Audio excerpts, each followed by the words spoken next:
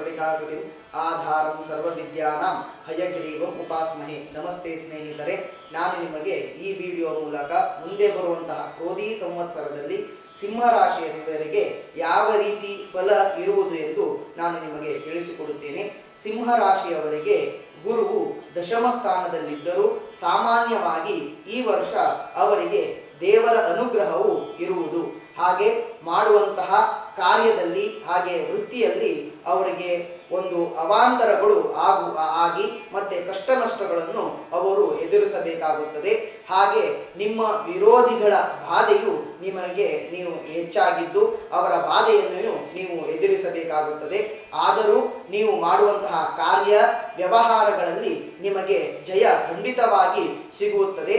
ಅಷ್ಟಮದಲ್ಲಿ ರಾಹು ಮತ್ತು ದ್ವಿತೀಯದಲ್ಲಿ ಕೇತು, ಸಪ್ತಮದ ಶನಿಯಿಂದ ನಿಮ್ಮ ಸಂಸಾರದಲ್ಲಿ ಸ್ವಲ್ಪ ಅಡಚಣೆಗಳು ನಿಮಗೆ ಹೆಚ್ಚಾಗುವುದು. ನೀವು ಇಚ್ಛಿತ ಕಾರ್ಯದಲ್ಲಿ ಅಂದುಕೊಂಡಂತಹ ಸಮಯಕ್ಕೆ ಆ ಕಾರ್ಯಗಳು ನಿಮಗೆ ನಡೆಯುವುದಿಲ್ಲ. ಹೊಟ್ಟೆಯಿಂದ ಕೆಳಭಾಗದಲ್ಲಿ ಅನಾರೋಗ್ಯ ಬರುವಂತಹ ಸಂಭವ ಹೆಚ್ಚಾಗಿದ್ದು ನಿಮ್ಮ ಹಣಕಾಸಿನಲ್ಲಿ ನಿಮಗೆ ತುಂಬ ಅಡಚಣೆಗಳು ಬರುವುದು. ವಿದ್ಯಾರ್ಥಿಗಳು ಹೆಚ್ಚಿನ ಶ್ರಮವನ್ನು ವಿದ್ಯಾಭ್ಯಾಸಕ್ಕಾಗಿ ಹಾಕಬೇಕು. ಶನಿ ಶಾಂತಿ, ವಿಷ್ಣು ದೇವರ ಆರಾಧನೆ, ಸುಬ್ರಹ್ಮಣ್ಯನ ಸೇವೆ, ಗಣಪತಿ ದೇವರ ಆರಾಧನೆ ಮಾಡುವುದರಿಂದ ಹಾಗೆ ನವಗ್ರಹ ಹೋಮ ಜಪ ತಪಗಳನ್ನು ನೀವು ಮಾಡುವುದರಿಂದ ನಿಮಗೆ ಈ ವರ್ಷ ಒಂದು ಶುಭದ ಫಲವನ್ನು ನಿಮಗೆ ಅನುಭವಕ್ಕೆ ಬರುವುದು. ಶ್ರೀ ಕೃಷ್ಣಾರ್ಪಣಮಸ್ತು.